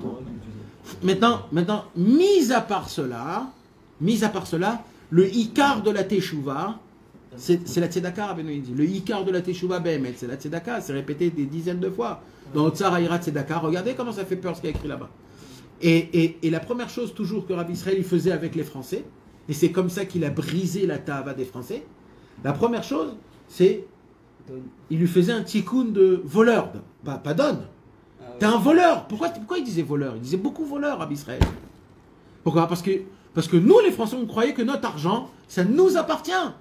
Mais non, ça appartient au tzaddik, ça appartient à Rabbeinu, donc t'es un voleur. Et il disait, toi tu me dois 3 000, toi tu me dois 7 000, toi tu me dois 70 000. Il y a la Torah Nunbat aussi qui parle de ça, avec Nundal ou Nundimel. Il parle du fait qu'on est tous des voleurs. Oui, il parle de voleurs. Qu'est-ce que ça fait? Ça rentre dans la Nachon. Et ça, c'est des concepts qu'on ne peut pas comprendre. Mais quand on étudie l'Ikuta Alachot, Ilchot Gneva et Xela, là-bas on découvre de nouvelles choses. Et mes amis, tout le tikkun d'un homme, c'est la tzedaka. Et il faut tout donner. Alors maintenant, on ne peut pas nous tout donner. Bezrat Hashem peut-être un jour. Alors comment on fait? Alors il faut savoir, mes amis, surtout nous en tant que Chassid Breslev, il ne faut pas être des radins dans la tzedaka. Il ne faut pas être des radins. C'est pas parce qu'aux autres on donne un petit peu. Chez Rabbeinu, on doit être large. Il faut même pas penser. Moi, ça me fait mal au cœur quand je vois que quand on regarde Ouman, alors on fait des comptes de ça c'est $30 en plus, ça c'est $30 en moins. C'est normal, malheureusement, on n'a rien, malheureusement. Donc chaque dollar, c'est mashmaouti, comme on dit. Mais dans Alpi à Emet, ça doit nous faire ni chaud ni froid. Amram, un jour, Amram Horvitz, au Keren, il voulait imprimer le Likuta Alachot. Le Likuta Alachot, c'est le livre le plus dur à imprimer. Pourquoi? Parce que c'est 8 tomes d'un coup. Le Likutei Moharan, c'est un tome. Donc c'est 5000 livres. Le Likutei Etzot, c'est un livre. Donc c'est 5000 imprimations. Mais le Likutei Halachot, comme c'est 8 tomes, c'est 8 fois 5000. C'est beaucoup d'argent, beaucoup de travail. Donc le Likutei Halachot, c'est très dur à imprimer. S'il y a une erreur dans un, c'est et je vous parle pas du Likutei Halachot poche, où c'est 32 livres. C'est-à-dire, s'il se trompe d'une kricha, d'un truc, c'est une catastrophe. Donc c'est le livre le plus dur. Et pour ça, il faut payer plus cher. Ça veut dire il faut une manœuvre encore plus. C'est beaucoup plus cher. Les gens ne comprennent pas pourquoi les petits Likutei Halachot main ils coûtent plus cher que le Likutei. C'est parce que c'est très compliqué. Non mais je sais. Mamash. Et un jour, Amram, il n'avait pas d'argent. Et le premier Likutei Halachot bleu poche, vous voyez de quoi je parle. Ils vont ressortir. Ils le font plus, ils vont ressortir tout de suite là, Bezrat Hashem. Il est déjà en plein. Ça fait 1 an qu'ils sont en train de le. Ouais, il va ressortir. Tous les petits bleus là. Ouais. C'est un kiff. Eh ben, Bekitsour. Alors, Reb Amram, il n'avait pas d'argent. Il fallait de l'argent, il n'avait pas d'argent. Il avait juste payé pour l'imprimerie, mais il n'avait pas payé pour la main-d'œuvre. Pour les arranger, faire, mettre les 3 brottes, etc. Et le Baltfous, il dit à Reb Amram, le Baltfous aussi, c'était un homme qui était un petit peu attaché à Rabbeinu, sans kippa et sans pote, mais il était dans les Nyanim et tout. Il a dit, Reb Amram, anachnu tzrichim kesef, tavi lanu kesef, donne-nous de l'argent, il faut qu'on avance dans l'imprimerie. Et qu'est-ce qu'il lui a dit, Reb Amram? Il n'y avait pas un sou. Il a dit, kesef, yesh lanu kemo zevel. On a de l'argent comme de la poubelle. Ne me parle pas d'argent. Je t'en donnerai quand il y aura, je t'en donnerai. Mais jamais mets ta ménia, c'est-à-dire jamais emploie comme excuse. J'avais pas d'argent, il me manquait de l'argent. C'est tellement bas, c'est tellement nul. Surtout ne me dis pas ça. Surtout ne me dis pas. Rabbeinu nous a enseigné que l'argent, c'est rien. C'est jamais une ménia, c'est jamais quelque chose qui te freine. N'aie jamais peur de cet argent. Même si on n'en a pas. Et je ne vous parle pas comme si on est tous ici, on vit du jour en jour. Ça veut dire c'est très dur la vie. Mais il faut arrêter de croire que l'argent...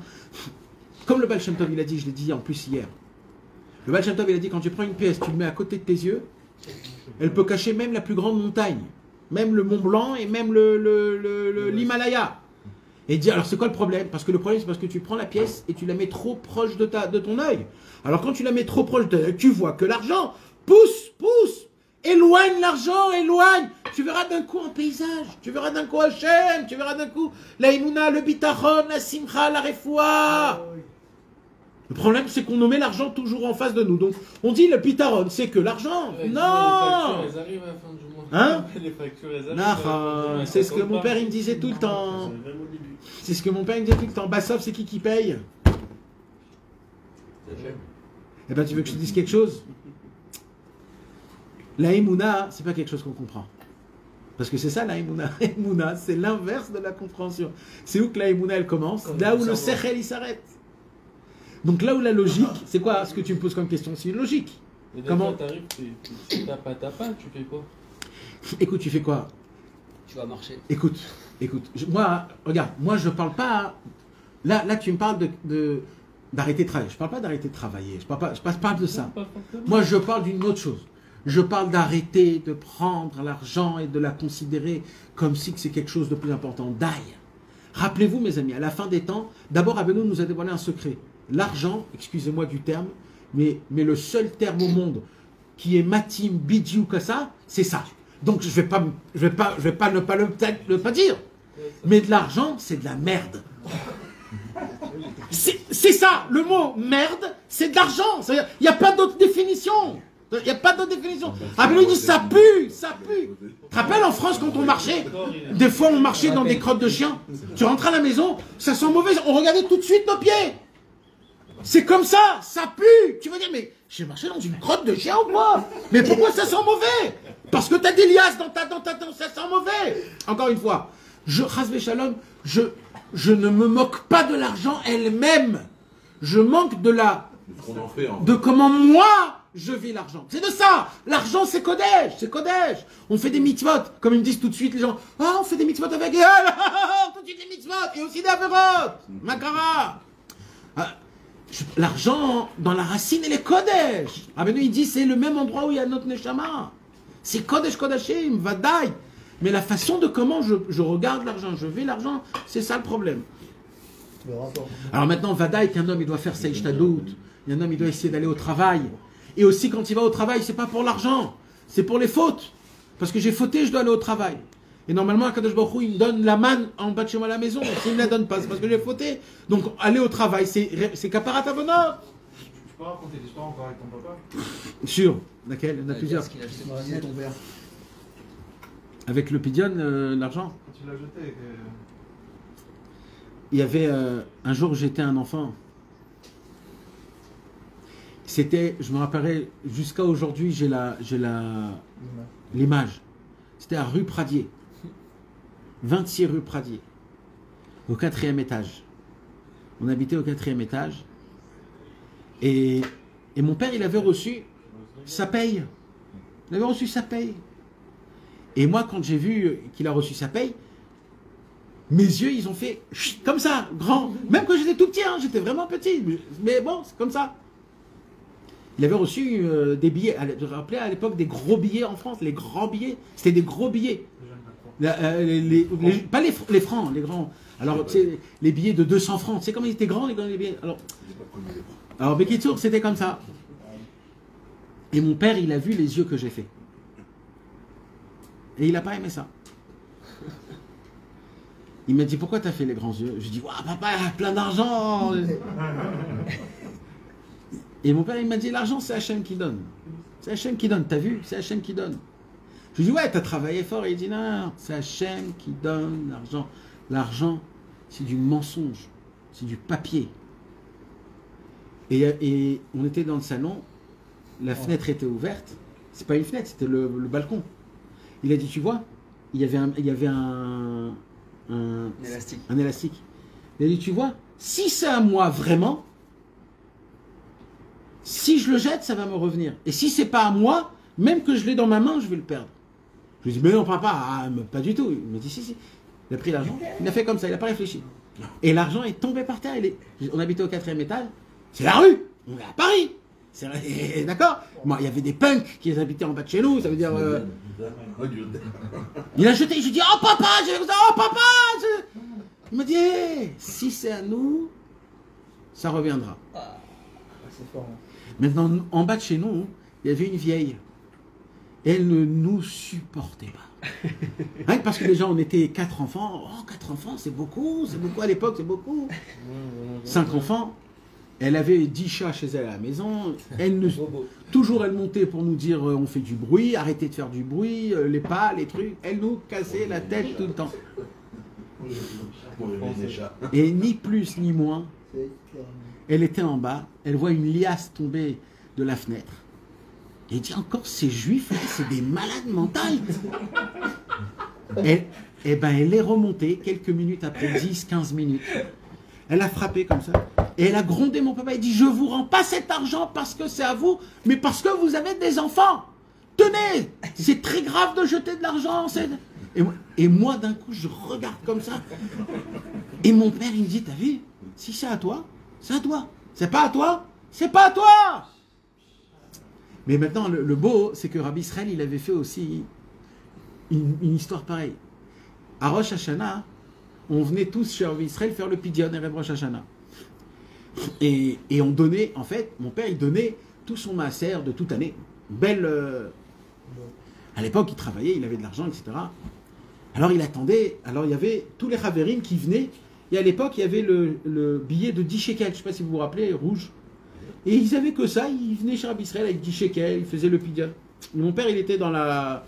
Il se dit, oulala, moi, il va me faire un beau Pidyon, moi, j'ai une grande liasse, moi, ça va être très très bien. Et quand le tour de mon père il est arrivé, Erev Rosh Hashanah, il donne les billets. Et là, Rabbi Israël regarde mon père, il prend les billets, il fait comme ça. Et il jette. Comme mon père, il avait jeté le. Il lui dit, je suis comme toi, moi aussi. Je suis comme toi. Il lui jette l'argent. Il lui dit, c'est pas la peine. Pas de tidiane. Pas rien, choum d'abord. Et mon père, il a compris. Il a compris que parce que il avait des marches à vote, comme quoi, c'est ça, c'est ça. Et mon père, il a dû après faire de la mendicité. Jamais de sa vie, il a fait de la mendicité. Pour avoir encore une pièce ou quelque chose, pour aller faire. Et là, Rabbi Israël, quand il est revenu, là, Rabbi Israël, il a fait comme ça. Ouh. Ça, c'est de l'argent qui est kadosh. C'est de l'argent. C'est pas. C'est combien tu donnes, combien tu es un corbeau contre toi-même pour donner de la tzedaka. En tout cas, pourquoi je vous parle de tout cela, mes amis? C'est parce que la tzedaka, il ne faut pas avoir peur de donner.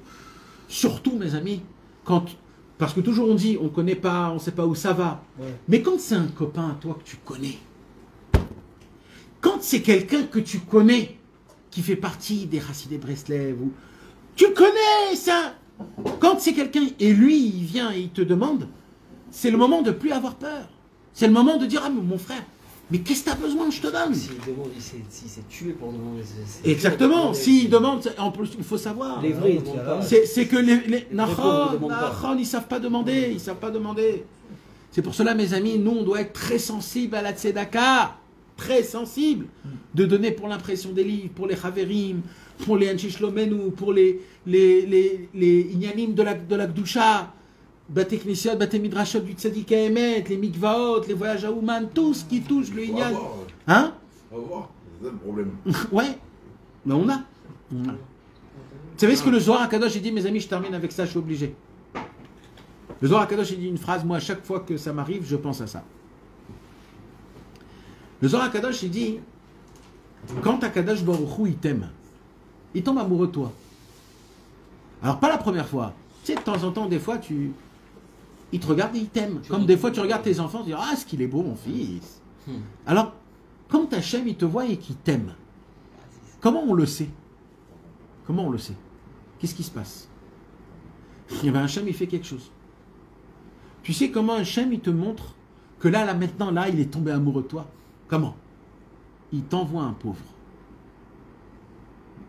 Quand il t'envoie un pauvre, c'est qu'il t'a aimé. Parce que de lui donner, c'est tellement grand, c'est tellement énorme, c'est tellement puissant. C'est tellement puissant. Oh, qu'Akadosh Baruch Hu nous donne le mérite de toujours donner dans les bons endroits. Amen. Amen. En tout cas, là, mes amis, il fallait construire le cloïs de Rabbi Nathan, de Rabbeinu HaKadosh. Et là, le cloïs de Rabbeinu HaKadosh, Rabbi Nathan, il avait demandé comment ça s'appelle, des ashraïm, comment ça s'appelle quand quelqu'un il dit, moi je prends sur moi 100... Ouais, des engagements, quoi. Des engagements, exactement. Il avait demandé des engagements. Et plus ou moins les gens, ils avaient payé, sauf Rabbi Shimshon. Rabbi Shimshon n'a pas payé, pas parce qu'il c'est parce qu'il n'avait pas, c'est parce que c'était compliqué. Et Rabbi Nathan, il savait que c'était compliqué. La semaine dernière, il ne disait pas déjà... Il l'a dit déjà, ça fait 2 fois. Là, on va lire une 3e fois. Une troisième fois. Maintenant, Rabbi Nathan, c'est le cœur du monde. Rabbi Nathan, il sait que Rabbi Shimshon, il n'a pas. C'est pas qu'il a, c'est qu'il n'a pas. C'est qu'il peut pas, il peut pas. Alors pourquoi il le relance quand même? Alors il le relance quand même, parce que d'un autre côté, il a vraiment besoin, Rabbi Nathan. Il faut que tu comprennes que là, on est à 1 semaine de Rosh Hashanah, et il n'y a encore rien. Il n'y a rien, il faut préparer un endroit, il faut qu'il y ait un endroit, il faut qu'on fasse quelque chose, un minimum, quelque chose. Et tu sais quoi? Ça n'existe pas, j'ai pas d'argent. Ça n'existe pas. J'ai pas d'argent, ça n'existe pas ce mot-là. Voilà. Sache-le, ça n'existe pas. Ça n'existe pas. Ça n'existe pas. Bah, des fois... Et bien même quand t'as pas, ça n'existe pas. Parce que tu as toujours. Parce que quand tu as besoin du lait, tu sais où prendre de l'argent, frérot. Moi aussi, j'étais dans des situations où j'avais même pas un shekel. Ni dans la banque, ni à la maison. Tout le monde a connu ça. Mais quand tes enfants, ils pleurent parce qu'il n'y a pas le maternat, eh ben tu frappes au shachem. Tu dis, vous avez peut-être 50 shekels à me prêter? Et on te prête 50 shekels. Et tu as de l'argent. Donc si tu veux, tu as toujours de l'argent. Qui nous a dit qu'il ne faut pas prêter pour donner de la tzedaka? On nous dit tous qu'il ne faut pas. Il ne faut pas. Mais tu sais, bécheket, en cachette, si tu veux connaître des vrais secrets, emprunte pour donner de la tzedaka. Tu verras les choses que tu vas être zoré. C'est halakha vedmoriken. Hein. C'est pas une halakha. C'est pas ce qu'il faut. Mais moi, en tant que copain, je vous dis ça. En tant que copain, je vous dis ça. Si vous voulez vraiment une teshuva, si vous voulez vraiment avancer, eh ben, prêtez pour donner si vous n'avez pas vraiment. Ça veut dire, si vous prêtez déjà pour acheter du lait, tu peux prêter, parce que là on ne parle pas de 1200, tu peux prêter quand même 20 shekels à un ami pour donner de la tzedaka, Ribono shel olam. Mabaya, t'as pas. Tous les jours, il faut donner au tzaddik à Emet. Tous les jours. Eh bien, mes amis, vous savez qu'il y a un inyan dans la halakha, que quand par exemple on achète des aliyot dans la Torah, il ne faut pas que ça passe un certain temps. Quand tu montes à la Torah, tu dis $100, il y a un zman, il y a un délai. Dans la halakha, elle dit c'est quoi? C'est les shalosh regalim. Ça veut dire de fête en fête. D'accord? C'est-à-dire de Pessah, à Sukkot ou à Shavuot. Maintenant, le maximum, c'est quoi? C'est 1 an. Le maximum, c'est 1 an. Quand tu as passé les 3 fêtes en une seule fois. Et en général, c'est quand les 1 an? C'est quand ces 1 an-là? C'est avant Rosh Hashanah. On ne veut pas rentrer à Rosh Hashanah avec des robots. Donc là, l'alacha, ce n'est pas une halakha. C'est un minag. Qu'avant Rosh Hashanah, pendant le mois des Loul, d'essayer de rendre les chovot. Comme ça, c'est un minag. C'est écrit dans les acharonim. Parce que les chovot, ça peut enlever la teshuva, il y a écrit. S'il y a quelqu'un que tu lui dois de l'argent et que à cause de sa akpada, chas v'shalom, dans le ciel, ça te peut te faire. Donc là, Rabbi Nathan, il dit à Rabbi Shmuel, l'argent que je t'ai demandé, c'est plus toi qui as besoin de le donner que moi qui dois le recevoir. Et comme Rabbi Nathan, c'était un Ishemet, ben Emet, c'était la vérité. Moi, je ne vois pas ça dans un autre endroit. Plus que c'était lui qui avait besoin de donner de cette tzedaka que Rabbi Nathan, il devait la recevoir, cette tzedaka. Parce que ben Emet, c'est qui nous fait du bien? Vous savez que chez les Chassid et Breslev, c'est qui dit merci quand on donne de la tzedaka? Normalement, c'est le mec qui reçoit de la tzedaka. Chez les Chassid et Breslev, c'est celui qui donne, qui dit merci. Oui. Quand je te donne de l'argent, je te dis merci, Toda Rabba, merci. Merci que je t'ai donné et que tu as reçu mon argent. C'est à l'inverse. Ah mais nous, tous, c'est l'inverse. Tout c'est à l'envers. Parce que c'est lui qui nous fait une bonté. C'est lui qui nous fait une bonté. Moi, je me rappelle au Keren, il y avait une femme qui voulait donner une tzedaka. Tout ce qu'elle a essayé de faire, il y avait des problèmes. Tout. Elle a donné sa carte, ça ne marchait pas. Elle a donné son truc. Elle est venue elle-même pour donner, elle a perdu son argent. Et elle est venue en pleurant. Et elle a dit, pourquoi le tzaddik ne veut pas recevoir ma tzedaka? Je dis, c'est beau. Regarde comment c'est beau, quand on a la bonne vision. Parce que Maître Rabbeinu, il dit, il faut avoir du sro, du mérite pour donner Maître dans les bons endroits, etc. Et il faut faire teshuva pour Hachem. Vous savez que l'argent, c'est damim. Damim, c'est nos sangs. Si on veut avoir des damim kdoshim, pas des damim achurim, comme il dit Rabbeinu dans la Torah 51, de rendre tout comme il faut. C'est pour cela, là, Rabbi Nathan, il va encore un peu plus appuyer sur Rabbi Shimshon avant Rosh Hashanah en lui disant, Rabbi Shimshon, je sais que c'est dur pour tout le monde, mais c'est pour ton tikkun à toi. Il faut que tu donnes de l'argent pour cela, mes amis. Si nous, on a dans notre tête des petites rovotes, à droite, à gauche, surtout chez Rabbeinu Akadosh, il faut tout solder. Des fois, on ne sait pas, il faut tout solder. Alors, 57. Baruch Hashem Yom Dalet Tetze Tavkuf Tzadik Aleph Aouvi Beni Chavivi, mon amour, mon fils bien-aimé, Mirtafra Kibalti Ayom, je reçus ta lettre. Ve'eni Yodea Malasot, je ne sais quoi faire. Ki Yesh Litzar Gadol, Ma Shelo Egia Limaot Rabbi Shimshon. J'ai un grand. Une douleur. J'ai une grande douleur que l'argent de Rabbi Shimshon n'est pas encore arrivé. Ne vous inquiétez pas, hein, mes amis. On ne va pas voir ça dans tout le Troufa. Mais c'était mamash un inyan. C'est parce qu'on a des clipotes dans notre tête qu'on croit que peut-être Rabbi Nathan, il est trop derrière l'argent ou des choses comme ça. Chas v'shalom, mes amis, comme je vous ai dit, Rabbi Nathan, lui, l'argent n'avait aucune importance de ce monde-ci. Vadaï qu'elle avait une importance dans la Vodat Hashem, mais de la façon de comment on le regarde, Rabbi Nathan, c'était rien du tout de l'argent. Mais, Machelo Egalimot, Rabbi Shimshon, les autres, c'est pour cela. Tevakesh, Avouri, Meod, je te demande en mon nom. Parce que ça se peut que Rabbi Yitzhak aussi, il avait un peu honte d'aller chez Rabbi Shimshon en lui disant mon père, il réclame l'argent. L'onaim. Alors là, Rabbi Nathan, il dit à Rabbi Yitzhak, demande en mon nom, dis que c'est moi qui t'a demandé. Le Yedidi Rabbi Shimshon. Et là, il dit à qui? Il dit Yedidi Rabbi Shimshon. Mon ami, pas mon élève. Rabbi Shimshon, c'était l'élève de Rabbi Nathan. C'était un jeune. Il était tout jeune, Rabbi Shimshon. Le Yedidi Rabbi Shimshon, chez Al Yakveni. Ah, et ça, c'est des paroles, ça, qui ne me retarde pas. Vous savez, mes amis, il y a eu une histoire une fois d'argent avec Rabbeinu et Rabbi Shimon, qui s'est très très mal passé. Rabbi Shimon, un jour, il a emprunté de l'argent de Rabbeinu, pas de manière directe, mais de manière associée. Et il n'a pas rendu au moment voulu. Il a dû partir à Moscou pendant 3 ans en tant que punition, où il a été tenté et que Dieu nous en préserve, mari de force avec des goïms, et il a dû souffrir des souffrances énormes. Tout ça pour une seule raison, qu'il n'a pas rendu la halva de Rabbeinu Bismano. Et quand Rabbeinu il a revu, il lui a dit, tu crois que quand tu prends mon argent, c'est comme tu prends chez tes copains? Mon argent, c'est des damim, c'est des nefashot, c'est des élèves. Il y avait des neshamot qui étaient emprisonnés en toi. Est-ce que tu gardais cet argent-là? Mes amis, il y a de l'argent du tzaddik qui est peut-être chez nous, qu'il faut peut-être lui rendre. Il faut lui donner, Rabbeinu, c'est à toi, prends. Comment tu sais? Tu sais pas. Mais quand tu sais pas. Alors tu as des bonnes volontés des fois de mettre la tzedaka. En tout cas, il faut tous les jours donner au tzaddik. Tous les jours, il faut donner au tzaddik. Tous les jours, il faut donner au tzaddik. C'est pour ça. Et là, qui aussi. Hein? Ziko Yarabim aussi, il parle de ça, Rabbi Nathan. Si on a volé sans le savoir, alors on rend. Ça s'appelle la fatsa. Et c'est Pidyon ou Tzedaka? C'est deux choses différentes. Alors quoi, faut donner. La tzedaka tous les jours. Pidyon, c'est pour toi. Pidyon, c'est personnel. C'est dans des situations, des moments. Quelque chose pour toi. Tu te fais une tova à toi-même. Pidyon, c'est quand il y a quelque chose de spécial. Tu dois racheter la chose. Donc en plus du Pidyon, si tu payes Pidyon tous les jours, il faut faire cette tzedaka. C'est chacun. Alors là, mes amis, en fait, Rabbi Nathan, il est en train de dire à Rabbi Shimshon que quoi?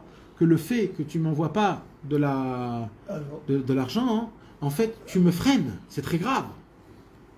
Que tout de suite, il termine sa dette. Et dès que tu reçois cet argent, j'ai besoin que tu l'envoies ici à Ouman. Et que Dieu vienne en ton aide. Que tu puisses venir vite fait. Ezeyamim Kodem Rosh Hashanah, quelques jours avant Rosh Hashanah. Pourquoi? Parce que quand on vient tout de suite à Rosh Hashanah, là on parle de Ouman, hein.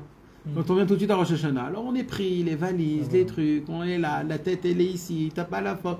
Alors on a l'habitude de voyager quelques jours avant pour d'abord arriver, se calmer du voyage déjà. Ça prend une journée à peu près 24 heures que tu te remets tes esprits. Et commencer à avoir un inyan avec le Tzion de Rabbeinu. Il y a un inyan, tout un inyan. Se préparer. C'est une préparation, c'est très important, tellement important cette préparation qui se fait. Donc on voit que même Rabbi Nathan, il donnait comme conseil de voyager quelques jours avant Rosh Hashanah, pas de venir... chacun, il peut faire ce qu'il veut, hein, mais... Gam Tezarez et Rabbi Shimshon, Shisa Leuman Bechodesh Azeh aussi, il y a Rabbi Shimshon qui viennent aussi ce mois-ci, Kacher Amar Lefanaï, comme il me l'a promis. Et grâce à ça, Yatzliach Hashem Darko, Dieu il viendra à son aide et sa réussite. Begashmut ou Beruchaniut, matériellement et spirituellement. Gam, aussi, Tezarez et Ben Achoti. Je veux aussi que tu appelles mon neveu, le fils de ma sœur. Yedidi Rabbi Isaac. Vous vous rappelez, on a parlé de lui plusieurs fois. Rabbi Isaac. Rabbi Nathan, il s'est occupé de lui. Et il a marié, c'était un élève de Rabbi Nathan. C'était le neveu de Rabbi Nathan. Donc il lui dit aussi, dis-lui aussi qu'il vienne. Chez Avi Imomaot al Rosh Hashanah, Shiten li al Binyan, qui rapporte pour le Binyan aussi de l'argent pour le Ouman Rosh Hashanah. Qui bevada yaecheach shiyelogam keneze chelek ba'atralat hayesod. Car c'est obligé, il doit avoir une part dans la fondation du Kloïs. Tellement c'est important. Rappelez-vous, mes amis, ce inyan d'argent, c'est pas parce que Rabbi Nathan il essaye de ramener de l'argent comme un schnorrer. Chas v'shalom de croire ça. Rappelez-vous que même Moshe Rabbeinu c'était un schnorrer. Machatzit shekel. Comment le Beth Amikdash il a été construit, le Mishkan? Comment il a été construit, vous croyez? Avec Machatzit shekel, c'était un devoir. Donc là, il fait la même chose, Rabbi Nathan. Il demande de Machatzit shekel. Pourtant, il avait de l'argent à ce moment-là. Qui? Moshe Rabbeinu. Moshe Rabbeinu. Il est devenu riche après il a Tadiverot. Nachon. Mais le Mishkan, il peut. Oui, jamais on a demandé que c'est Moshe qui doit payer ça. Mais tout l'homme Israël, et Rabbi Nathan, il explique dans le Likuta Alachot là-bas dans Teruma, il explique Kol Asher Idvenu Libo, qu'en fait le Mishkan, il n'a pas été construit Mes amis, comment le cloïs il a été construit? Avec de l'argent, avec des pierres ou avec des cœurs? Rabbi Nathan, il a dit, avec les trois, c'est vrai. Rabbi Nathan, il a dit, c'est avec la Messirut Nefesh que j'ai construit le cloïs. Et c'est pour ça que Rabbi Nathan, il voulait que ça soit un maasé de Messirut Nefesh. Qu'on donne, on se saigne. Parce que si on donne, on se saigne, alors ma mâche, le cloïs, il va rester bien à fond. C'est la première donation. Non, je crois pas que c'est la première. Ah, la première, l'histoire, ouais, la fameuse histoire. Où Rabbi Nathan, il a dit, qu'est-ce que vous croyez? Que c'est les grands qui ont donné? C'est lui qui m'a donné. C'est lui qui a donné 2-3 roubles, je sais pas combien. C'était tout ce qu'il avait chez lui à la maison. C'est comme ça. Et ça, c'est pas stam une phrase, c'est pour ça aussi.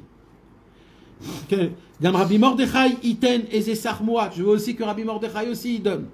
Shielo eze chelek ba'atchala al kol panim, que chacun il puisse avoir une part dans le commencement. Ve'alif teru atzmam beshum tirutz. Je ne veux entendre aucune excuse. Pas d'excuse, mes amis. J'ai pas maintenant, j'ai des gros billets. Il n'y a pas d'excuse. Il n'y a pas. Demain, la Miss Guérette du Rob. Il n'y a pas. Ok. Donne maintenant quelque chose et après tu donneras ce que tu as envie de donner. Mais d'abord, donne maintenant quelque chose. Déjà aujourd'hui, Mezuman, il disparaît. Oui, nachan. C'est plus compliqué de donner dans la rue. Mais il y a les bits aujourd'hui. À l'époque, il n'y avait pas les bits. Tu fais bits, tac, tac, c'est en 2 secondes, c'est fini. Ça date maintenant. Il y a le PayPal, il y a le truc, il y a tout. En 2 secondes, tu fermes l'histoire. Mais on a toujours des petites pièces. Il faut toujours... Rappelle-toi tout le temps. Hachem, il t'aime, il t'envoie un pauvre. Donc prends ce cadeau. Tu sais pas toi ce qui va se passer à la fin. Tzedaka tatil mimavet.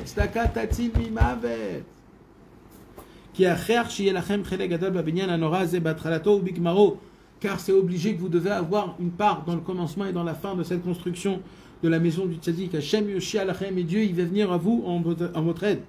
Et voici, et là il dit Rabbi Nathan, ani noseata bli maot.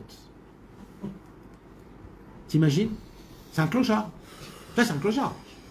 Il n'y a pas d'autre explication. Ça, c'est un clochard. Qui sort de chez lui sans argent? Et qui part en voyage sans argent? Qui part en voyage sans argent? En plus, à l'époque, si tu n'avais pas d'argent, t'as quoi, les gars? Ça veut dire... parce qu'à l'époque, le cheval, le truc, la kirkara, elle tombe en panne à manger. Il n'y a rien. T'as pas d'argent, t'es paumé. T'as rien du tout. Et là, il dit Rabbi Nathan, là, je voyage et j'ai pas un rond. J'ai rien. Ve'eni yodea ma ese. Je ne sais pas du tout que faire. Shamit barach yarachem alay. Que Dieu ait pitié de moi. Veillez Bezri qui vienne en mon aide. La tril veligmor de commencer et de terminer. Qui en matzor la Hashem loshia, car il n'a pas de frein de la délivrance d'Hachem. Ve'en yalmi leishen. Je n'ai sur qui s'appuyer. Qui im alavit barach que sur lui. Hachem bar iten lachem belanu, et que Dieu il nous donne à vous et à nous. Ktiva vechatima tova. Livrei avicha atarud meod kotev vechipazon. Umetzapel et tshuva beuman Nathan mi Breslev. Vous me permettez de faire la petite lettre de Milchet? Toute petite. Baruch Hashem yom vav erev Shabbat kodesh tafkuf tzadik alef. Voilà, là on va lire aujourd'hui, mes amis. Je sais que normalement je devrais faire un cours en entier dessus. J'aime pas lire plusieurs fois j'aime pas lire plusieurs lettres en un seul cours. Mais là, il y a là le Seder Yom que Rabbi Nathan il voudrait nous donner à des personnes comme nous, on est des gens qui travaillent et qui n'ont pas le temps. Un Seder Yom, il y a mieux que ça dans le monde. Vous savez, mes amis, je vous ai tellement parlé beaucoup du Seder, combien on doit avoir un Seder. C'est tellement important d'avoir un Seder. Un homme qui n'a pas de Seder, c'est-à-dire qu'il n'a pas un Seder. Vous savez ce que je dis quand je dis Seder? Un Seder dans les études, dans un emploi.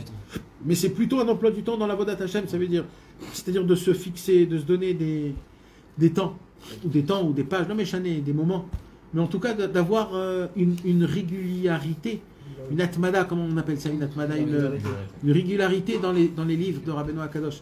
Alors il y en a qui peuvent plus, il y en a qui peuvent moins, il y en a qui peuvent pas du tout. Mais là, Rabbi Nathan, il donne le minimum du Seder Yom pour un homme qui travaille. Le minimum, ça veut dire le minimum. Et ça, c'est le Seder Yom que Rabbi Nathan, il dit à son fils, Beremes, fiston, je sais que tu fais certaines choses, mais il y a des choses que tu peux pas les rater. Il y a des choses que tu ne peux pas rater. Laouvi béni à mon amour, mon fils, Moreno Arav Rabbi Yitzhak Neroyaïr, Mirtafra Kibal Tebezot Hacha, j'ai reçu ta lettre cette heure-là. Ve'en Pnai Klal la Shivo Karoui, malheureusement, je n'ai pas du tout le temps à te répondre comme il faut. Hashem Idbach et Chazek Levafra, je te bénis que Dieu renforce ton cœur, Ve'yorerecha, et qui te réveille, Bayom Agadol Vanora, dans le grand jour, Abalikratenu, qui vient vers nous, les Shalom en paix. C'est lequel jour? Yom Echad Vashana, c'est Yom Kippour. Shetiske Lekabel Alecha, qui est Yom Kippour, c'est le temps où on pense comment on va commencer notre nouvelle vie, notre nouvelle. C'est le moment où il lui dit que je veux que tu te renouvelles et que tu te renforces dans ton seder. Mais Ata Bechol Yom Letova. Première chose qu'il nous dit, mes amis, écoutez bien. Al te'abed yom echad bli idbodedut. Voilà. 24 heures que tu as passées sans idbodedut, quoi que tu as fait, même du bien, c'est un jour perdu. Vous avez entendu ça? Quoi que tu as fait de bien, c'est un jour perdu. C'est quoi qui rend ta journée qui valorise ta journée? C'est l'idbodedut que tu as fait. Qui valide la journée. C'est l'idbodedut. Les amis, oi, combien ça doit nous... Même dans le lit, quand tu es dans le lit, tu dois faire l'idbodedut. Si tu n'as pas fait aujourd'hui, t'es pas... Mais tu dois faire l'idbodedut, même si c'est pas une heure. Même si c'est... Hein? Il ne donne pas un temps. Il donne pas un temps. Mais tous les jours, il faut qu'on fasse l'idbodedut. Tous les jours, c'est quoi l'idbodedut? Remercier, demander pardon et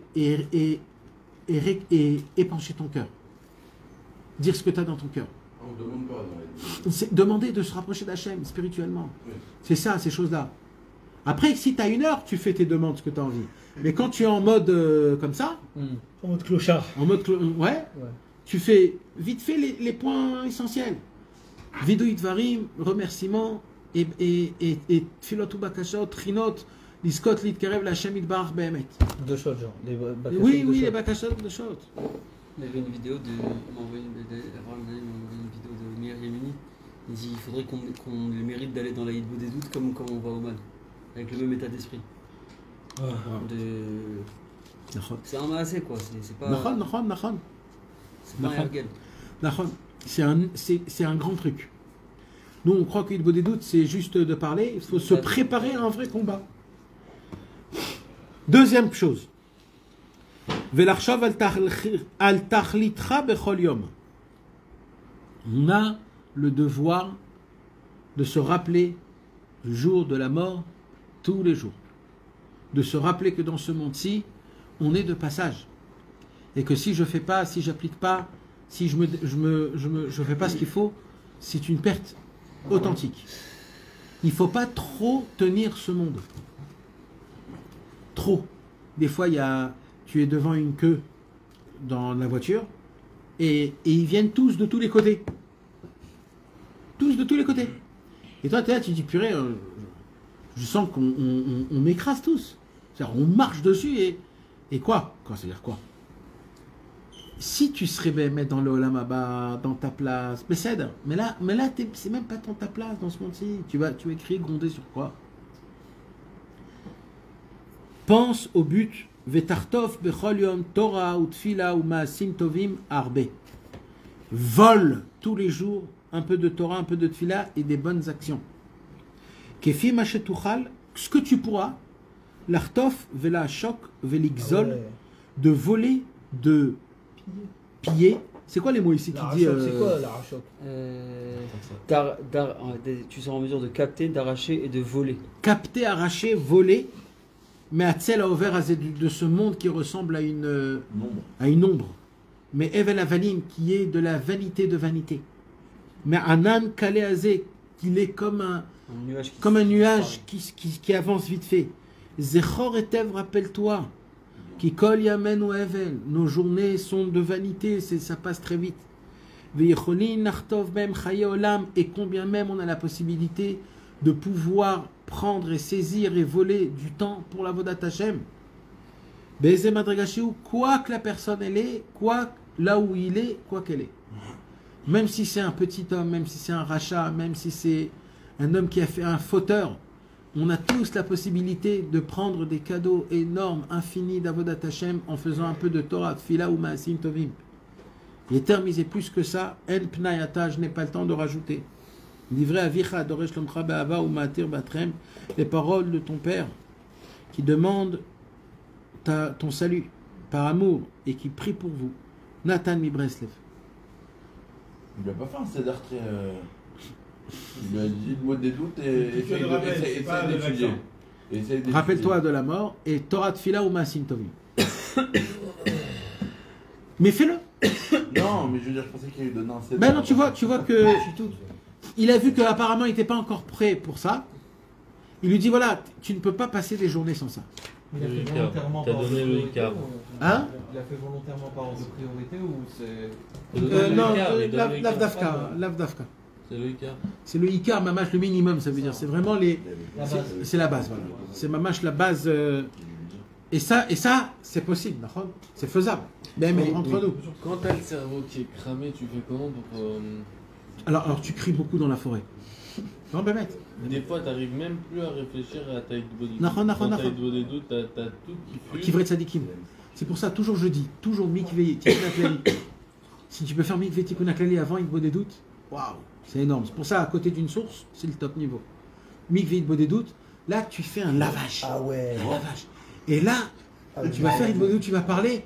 D'abord, tu vas te sentir fort, tu vas te sentir frais, tu vas avoir de la émouna en toi-même, tu vas sentir Hachem Yitbarach, tu vas être frais.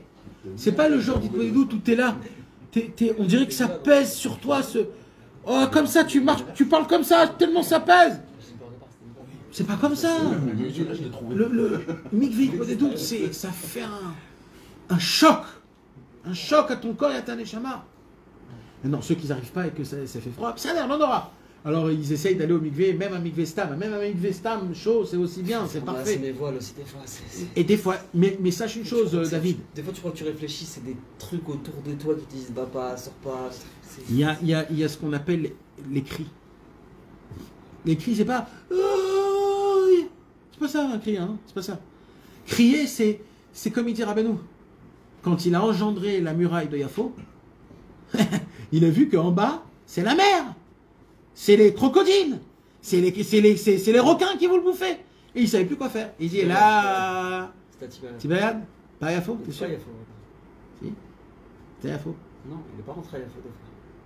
Il était dans la muraille de Yafo. En tout cas, c'est Stade Verrière, cette histoire. Quand il y a eu l'attaque, quand il est rentré, Rabbeinu. Akko, pardon. Akko. C'était Akko. Ou Akko à Tibériade. Ouais, je crois que c'était Verrière. C'est Dagamo. En tout cas, quand il a engendré. Quand il a engendré la muraille, parce que même à Akko, il y a l'homme chané. On verra après. Ça se peut que je me trompe. Quand il était là-bas, il a dit alors là, quand tu cries, t'as raison. C'est pas. C'est pas ça. Hein. C'est tu cries. Tout ton cœur, ton âme, tes tripes, ils sont là. Et je peux te dire, après ça, il y a quelque chose qui se passe. Mamash, tu sens dans ton cerveau quelque chose qui se passe. Mamash. Ça, faut aller dans des sacrées forêts. Et quand des fois c'est la catastrophe totale, Mamash, il faut se mettre par terre. Et là tu dis Hachem, je suis totalement soumis à toi. Je n'ai rien de moi-même. La chna la plus grande au monde, ça c'est la bombe atomique. C'est sauf pasouk. C'est le sauf pasouk de tout. Il dit Rabbeinu, ou chez l'ol erchlom. Ici, il se passerait encore un peu ça. Non. Alors c'est toi le problème. Ça veut dire c'est ta vision. Tu vois mal. Mais tu as fait tout ce qu'il fallait. Et aussi, il faut savoir une chose. Dans la Vodat Hashem, ça ne se fait pas du tac au tac. Ça n'existe pas le tac au tac. C'est que Olamazé le tac au tac. C'est quelque chose qui se fait, c'est un enchaînement. Ton travail, après que tu fais ça, c'est pas de voir est-ce que ça marche ou pas. C'est maintenant d'y croire. J'ai fait ce qu'il fallait, maintenant je suis ma'amine. Vadaï, j'ai fait ce qu'il fallait faire. Vadaï qu'il y aura un chinouille. Et le chinouille, il sera les tobati. Vadaï. Parce que j'ai fait ce qu'il faut. C'est comme ça que tu dois vivre. D'y croire dans ce que tu fais. Mes amis, force et courage, Bezrat Hashem. Force et courage. Qu'on puisse toujours être fort et se renforcer dans la joie et dans l'amour et dans tout le reste, Bezrat Hashem. Amen. C'est quoi ta ça Déjà, ça commence pas bien la phrase. Trop de lourdeur. C'est quoi ta ça? Ça veut dire quoi, lourdeur? La journée elle va passer, ça va être comme tous les jours, si tu veux, mais tu vas pas y aller. Laïtza, si tu te réveilles le matin tôt et tu le fais à la boker. Zéro. À la boker, avant ton fini, tout. Tu te réveilles tôt et tu fais une bonne doute. Et je vais te dire quelque chose, si tu ne fais pas comme ça, on ne le fera jamais. Voilà, sache-le. Et après que tu le fais, tu peux après le jouer, le remettre. Mais à la boker, ça, ça donne beaucoup de force. Bezrat Hashem.